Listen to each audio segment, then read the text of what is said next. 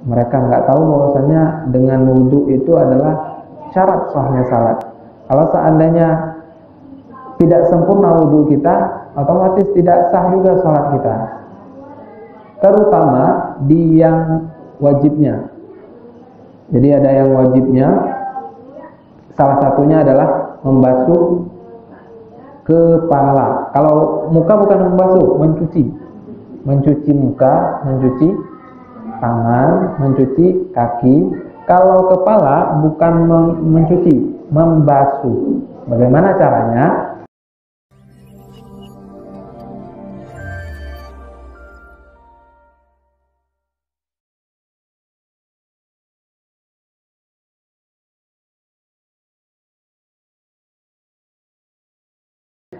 Selanjutnya, ketika azan dan iqamah, ini sering terjadi juga di sini.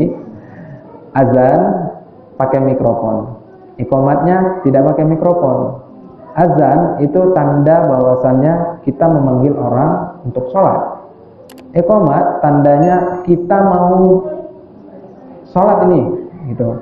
Kita mau mulai ini sholatnya. Nah, orang sekarang cuman manggil. Sedangkan orang yang di rumah nunggu, ini udah mulai atau belum, udah mulai atau belum, udah mulai atau belum. Tiba-tiba udah keluar dari musola, udah selesai.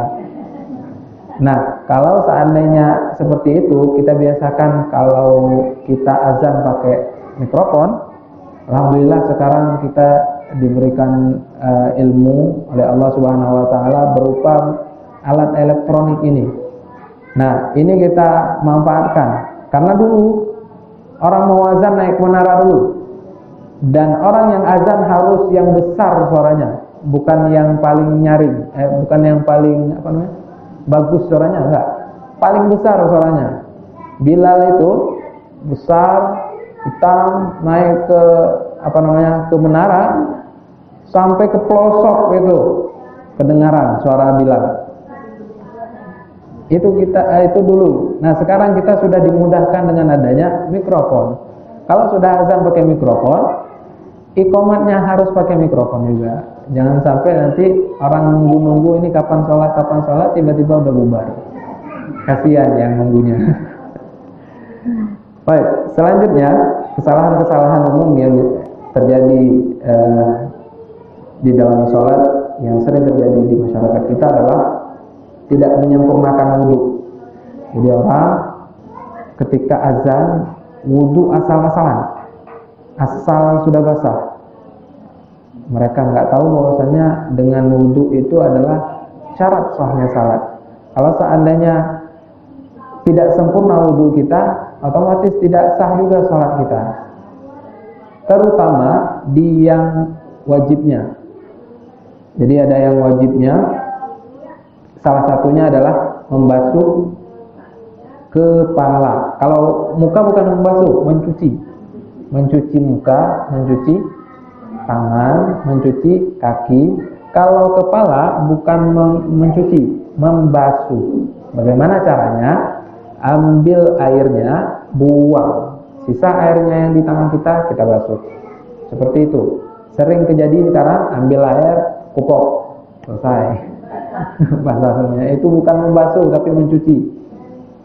Sedangkan di redaksi hadisnya bahwasanya famsahu bi ru'usikum, maka basuhlah sebagian kepala kalian. Basuh itu ambil air, buang, sisa yang di dalam kita baru kita basuh. Seperti itu. Menyempurnakan wudu itu penting karena sebenarnya kita lagi membersihkan diri dengan wudu. Maka kalau seandainya wudu kita nggak sempurna, maka salat kita juga dipertanyakan. Ya?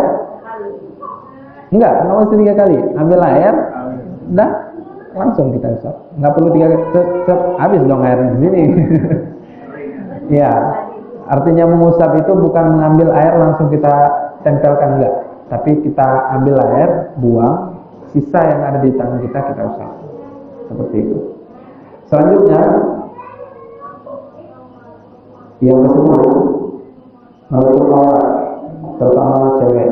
Kalau laki-laki, auratnya sudah jelas dari pusat sampai lutut. Kalau perempuan hanya boleh terlihat muka dan telapak tangan. Bagaimana kalau seandainya kaki kelihatan? Enggak boleh. Kaki juga termasuk aurat. Kebuka aurat, sudah selesai.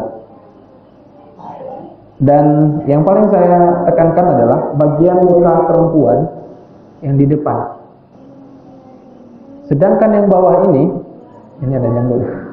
Yang bawah ini adalah aurat. Jadi kalau seandainya sholat, ambil mukenanya sampai ke sini. Kalau dulu ibu saya sering perhatikan, beliau pakai handuk kecil untuk nutupin ini. Karena mungkin mukenanya agak sedikit longgar atau apa, sehingga pakai handuk kecil. Handuk kecil ininya ketutup.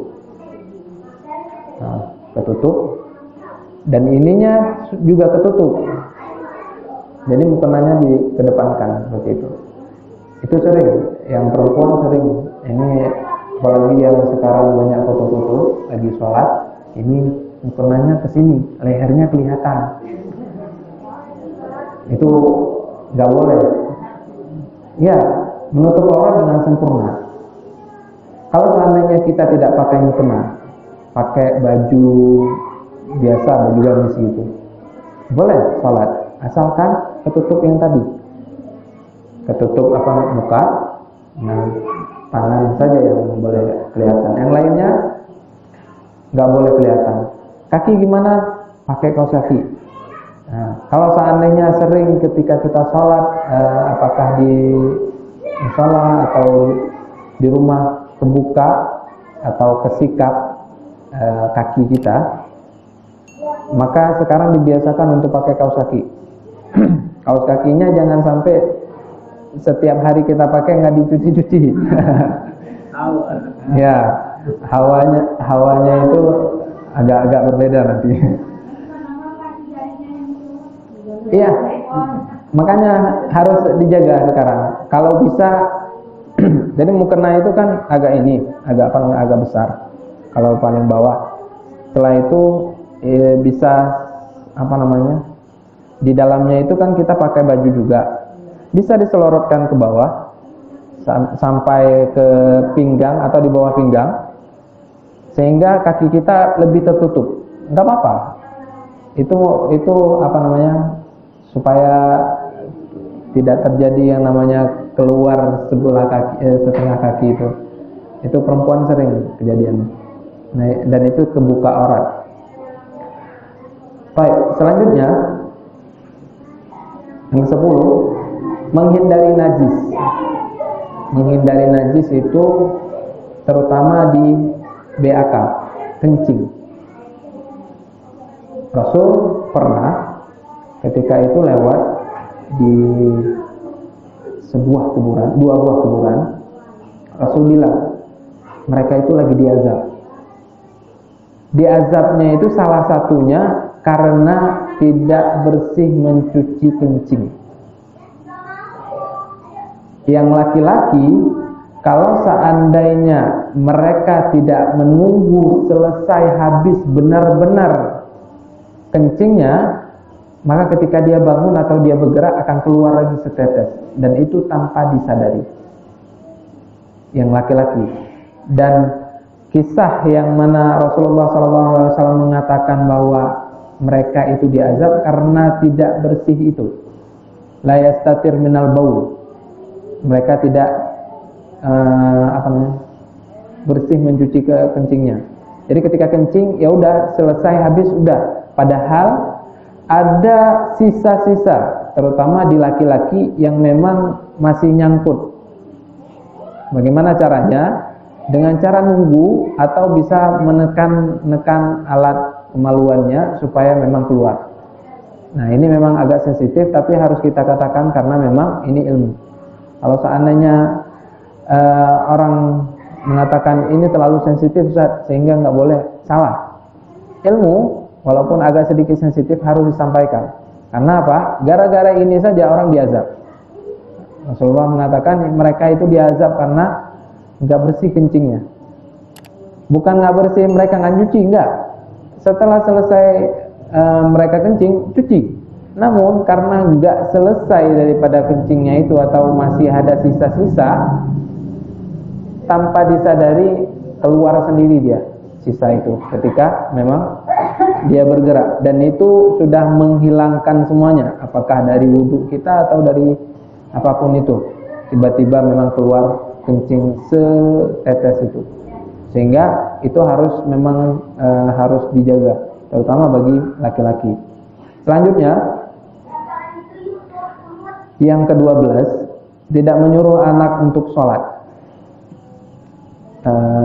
Ini memang agak sedikit jauh dari pembahasan dalam sholat. Namun saya sebenarnya ingin menekankan bahwa anak yang sudah 7 tahun sebenarnya sudah disuruh untuk sholat. 10 tahun anaknya disuruh pukul kalau di dalam redaksi hadisnya. Tapi jangan sampai mukul anak itu kayak kita mukul pencuri. Jangan sampai kita memukul anak seperti halnya kita memukul orang yang benar-benar bersalah. Tidak. Memukul dia dengan catatan hanya untuk menjerakan, bukan untuk melukai. Sehingga itu dianjurkan. Murru abna'akum bis-shalah wa hum abna' 6 sinin wadribuhum 'alaihim 10 wa farriqu bainahum fil madaji'. Suruh anak-anak kalian untuk salat dan mereka ketika itu umur 7 tahun. Wadribuhum 'alaihim li'10. Kalau seandainya sudah 10 tahun nggak mau ngeyel, pukul. Nah, pukul seperti halnya tadi, tidak boleh hanya meluka dan hanya membuat jerah.